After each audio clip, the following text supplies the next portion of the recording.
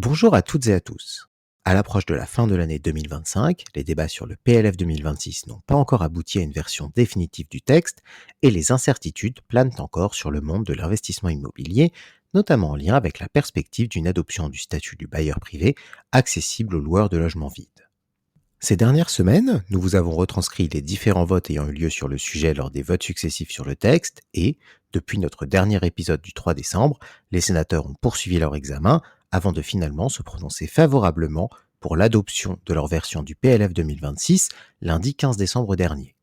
Le texte doit donc maintenant passer devant une commission mixte paritaire chargée d'aboutir à un accord entre les versions issues de l'Assemblée nationale et du Sénat.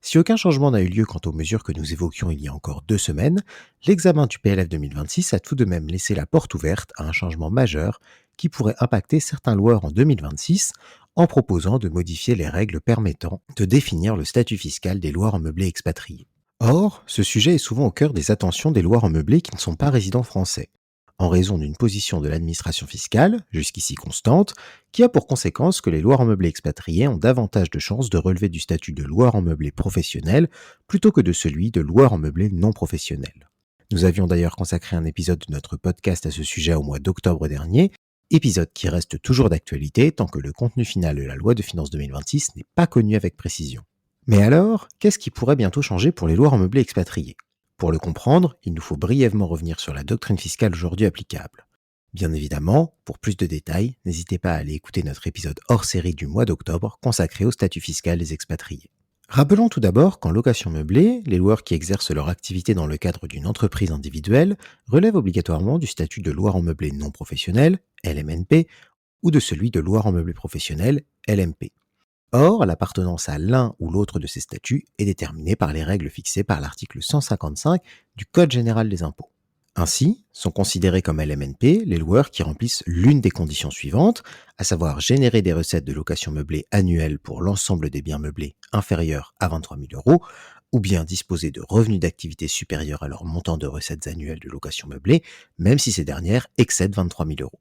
A contrario, lorsqu'un loueur génère un montant de recettes étant à la fois supérieur à 23 000 euros et à ses autres revenus d'activité, il relève alors du statut de LMP. Précisons également que, pour apprécier le statut applicable, les autres revenus d'activité regroupent les traitements, salaires, pensions, rentes viagères, mais aussi les bénéfices industriels et commerciaux autres que ceux issus de la location meublée, les bénéfices agricoles, les bénéfices non commerciaux ou encore les revenus des gérants et associés. Toutefois, jusqu'à présent, la doctrine fiscale considère que les revenus pris en compte sont limités aux revenus imposables en France, alors qu'à l'inverse, les recettes de location meublée incluent, quant à elles, tous les immeubles, quelle que soit leur localisation, en France ou à l'étranger. En conséquence, les loueurs en meublé expatriés qui ne perçoivent souvent que peu, voire pas de revenus d'activité en France, ont bien plus de chances de relever du statut de LMP, alors qu'à situation équivalente, ils relèveraient du statut de LMNP si leurs revenus étaient imposés en France. Ce déséquilibre a, jusqu'à présent, suscité de nombreuses interrogations, notamment sous la forme de questions posées au gouvernement par les parlementaires,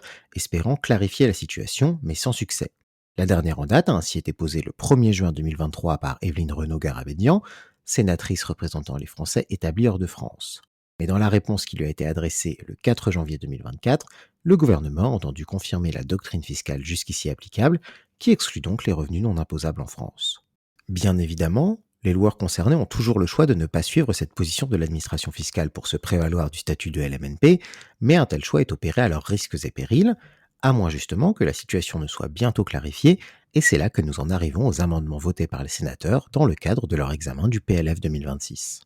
En effet, deux amendements, le I-2652 rectificatif bis et le I-2553 rectificatif, sont venus apporter des modifications à l'article 155 du Code général des impôts afin de clarifier les règles permettant de déterminer le statut fiscal des loueurs en meublé expatriés. Si ces amendements adoptés par les sénateurs devaient figurer dans le texte final, ils permettraient donc de trancher une question fiscale récurrente ces dernières années, sécurisant ainsi la fiscalité des loueurs en meublé non résidents. Le but de ces deux amendements est simple, une modification de l'article 155 du Code général des impôts afin d'y inscrire clairement que, pour la détermination du statut fiscal, l'ensemble des revenus de même nature et soumis à un impôt équivalent à l'impôt sur le revenu dans l'état de résidence sont pris en compte. Dans l'exposé des motifs, petit texte ayant vocation à expliquer les motivations des rédacteurs d'un amendement, ceci indique vouloir mettre fin à une asymétrie de traitement, mais aussi se conformer aux droits de l'Union européenne, en soulignant que la Commission européenne a informé les autorités françaises de son analyse, suivant laquelle les règles de calcul du critère de prépondérance des recettes tirées de l'activité de location meublée mise en œuvre par la France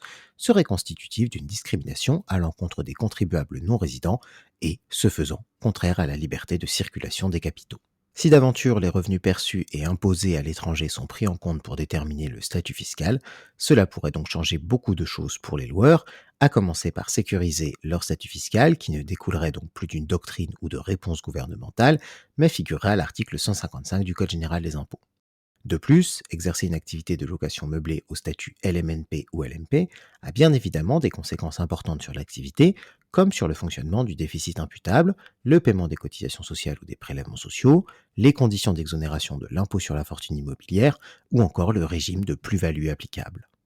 Ce dernier point pourrait d'ailleurs à lui seul bouleverser de manière importante l'activité des loueurs en meublé qui passerait du statut de LMP à celui de LMNP, notamment parce que, dans le cadre du régime de la plus-value des particuliers, applicable au LMNP, l'imposition de la plus-value ne se déclenche qu'en cas de vente et non pas à la cessation de l'activité, quel qu'en soit le motif. Et encore, même dans le cas d'une vente, il est possible d'être exonéré de plus-value au statut LMNP, notamment si le logement loué devient la résidence principale du loueur pendant plusieurs années avant la vente, ou encore si le logement loué est vendu afin de financer l'achat de la résidence principale du loueur, deux situations dans lesquelles les loueurs en meublé expatriés qui souhaiteraient revenir vivre en France pourraient se reconnaître.